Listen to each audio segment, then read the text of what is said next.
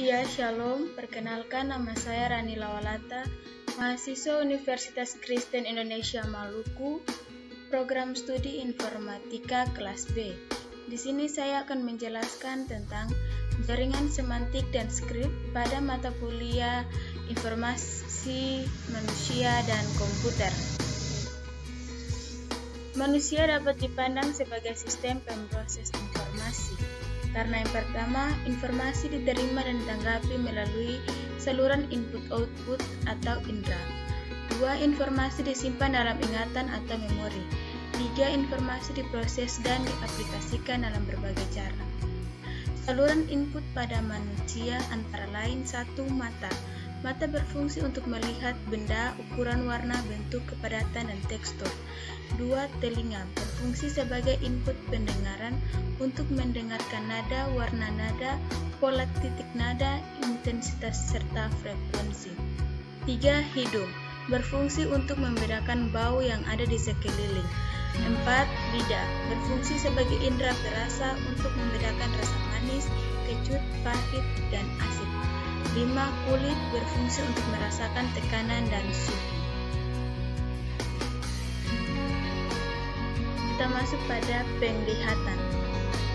Yang pertama, penglihatan atau vision didapat dari mata. Kemudian, mata manusia digunakan untuk menghasilkan persepsi yang terorganisir akan gerakan, ukuran, bentuk, jarak, posisi relatif, tekstur, dan warna. Dalam kehidupan sehari-hari, mata digunakan untuk melihat semua bentuk 3 dimensi. Dalam sistem komputer yang menggunakan layar 2 dimensi, mata kita dipaksa untuk dapat mengerti bahwa objek pada layar tampilan yang sesungguhnya yang berupa objek 2 dimensi itu harus dipahami sebagai objek 3 dimensi dengan teknik-teknik tertentu. Ada 2 langkah yang dilakukan manusia setelah menerima informasi, yaitu memproses dan menginterpretasikan informasi yang diterimanya itu, dan menerima informasi dari dunia luar. Beberapa hal yang mempengaruhi mata dalam menangkap sebuah informasi dengan melihat. 1. Luminans adalah banyaknya cahaya yang dipantulkan oleh permukaan objek. 2. Kontraks adalah hubungan antara cahaya yang dikeluarkan oleh suatu objek dan cahaya dari latar belakang objek tersebut. 3. Kecerahan adalah tanggapan subjektif pada cahaya. 4. Medan penglihatan adalah sudut yang dibentuk ketika mata bergerak ke kiri terjauh dan ke kanan terjauh. 5. Warna adalah hasil dari cahaya, di mana cahaya merupakan perwujudan dari spektrum elektromagnetik. Beberapa aspek yang perlu diperhatikan dalam menggunakan warna.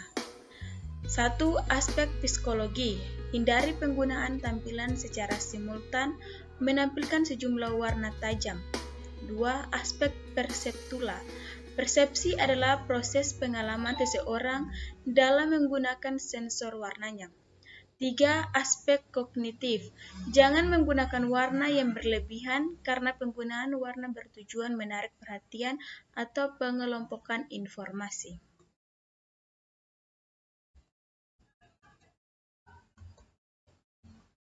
Pendengaran.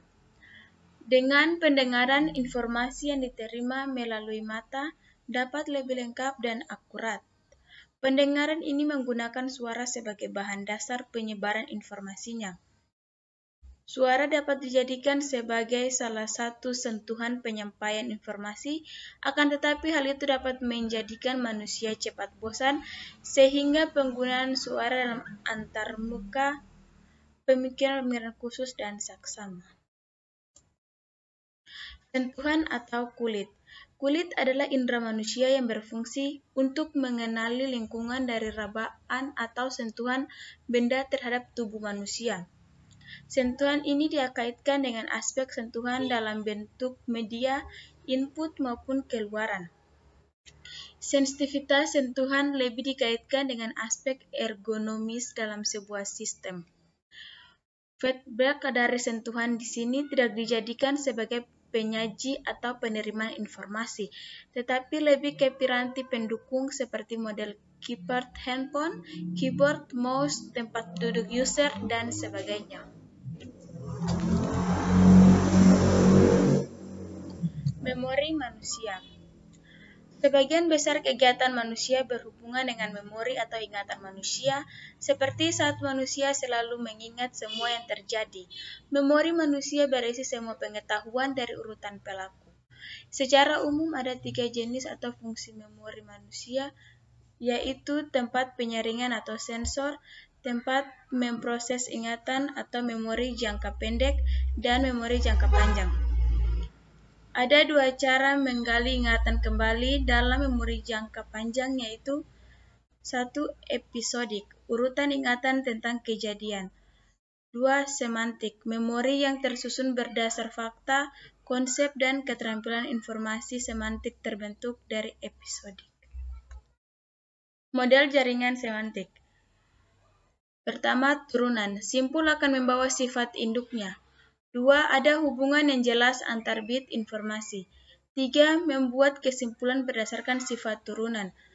4. Jika masalah bersifat umum maka hanya memerlukan sedikit rincian, tetapi jika ternyata yang diingat itu banyak, maka hal-hal lain akan dilibatkan. 5. Jaringan semantik ini disajikan dalam bentuk graf beraraf. Yang terakhir, contoh informasi mengenai Budi sebagai node induk. Dari Budi atau node, berbagai informasi bisa diingat dalam memori jangka panjang. Skrip atau baris perintah. Model informasi urutan-urutan peristiwa. Skrip menggunakan slot yang berisi informasi tentang orang, objek, dan tindakan-tindakan yang terjadi dalam suatu peristiwa. Elemen-elemen dari skrip adalah A. Input condition atau kondisi input. Kondisi yang harus dipenuhi sebelum terjadi atau berlaku sesuai peristiwa dalam skrip. B. Track atau jalur. Variasi yang mungkin terjadi dalam suatu skrip. C. Prop atau pendukung. Berisi objek-objek pendukung yang digunakan selama peristiwa terjadi. Role atau peran.